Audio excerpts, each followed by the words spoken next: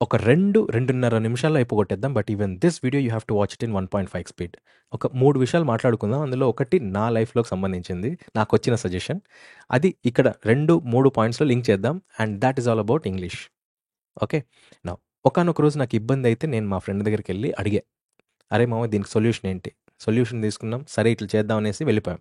2, 3 రోజుల కాలం నాకు ఓపిక లేక మళ్ళీ వాడి దగ్గరికెళ్ళి ఏంట్రా ఇది అవ్వట్లేదు మనం ఏమంటే అనుకున్నాం ఏమి అవ్వట్లేదంటే, సరే కూర్చో టీ తాగు అంటే, టీ గీ వద్దు నాకు పాయింట్ చెప్పు ఇదేంది అని అనేసరికి వాడికి కోపం వచ్చి వచ్చిన టీ కూడా పక్కకెళ్ళి పంపించేసేసి ఎన్ని రోజులైంది? 2, 3 రోజులైంది. నీకు తెలుసు కదా! ఈ సొల్యూషన్ రావాలంటే ఇన్ని రోజులు అవుతుంది అని. మరి అప్పుడే నువ్వు ఓపిక వెళ్ళిపోతే నీకు రిజల్ట్ కావాలి ఓపిక లేదంటే? ఓపిక లేని వాడికి రిజల్ట్ అడిగే అర్హత ఎవ్వరికీ లేదు. అది నాకు ఆ రోజు అర్థమై నేను కొద్దిగా అలవాటు పరుచుకున్న తర్వాత నేను మీకు చెప్తున్నా. ఎందుకంటే there are lot of us even Swiggy delivery కూడా 5 నిమిషాల్లో కావాలి. అదోకే. బట్ యెస్ మనము సెంట్రల్ గవర్నమెంట్ ఎంప్లాయీస్ కావాలనుకుంటున్నాం.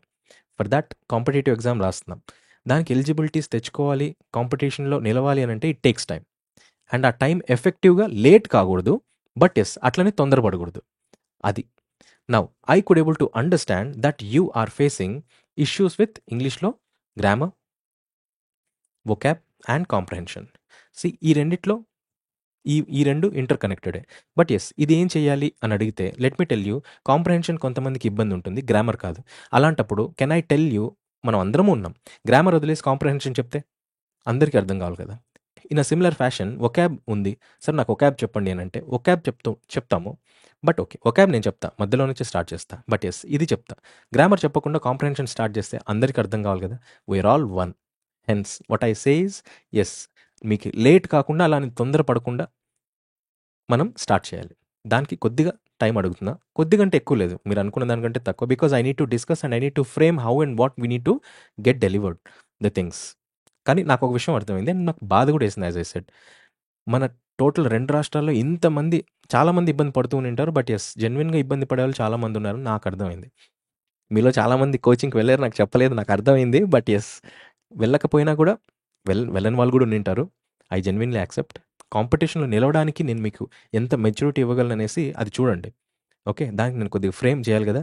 ఎందుకంటే ఒక రోజులో కనీసం టైం అనేది తీసుకుంటే ఇది డిస్కస్ చేసేసి ఇది చెయ్యాలనేసి అనుకోని నేను మీ దగ్గరికి అప్రోచ్ అవ్వగలను.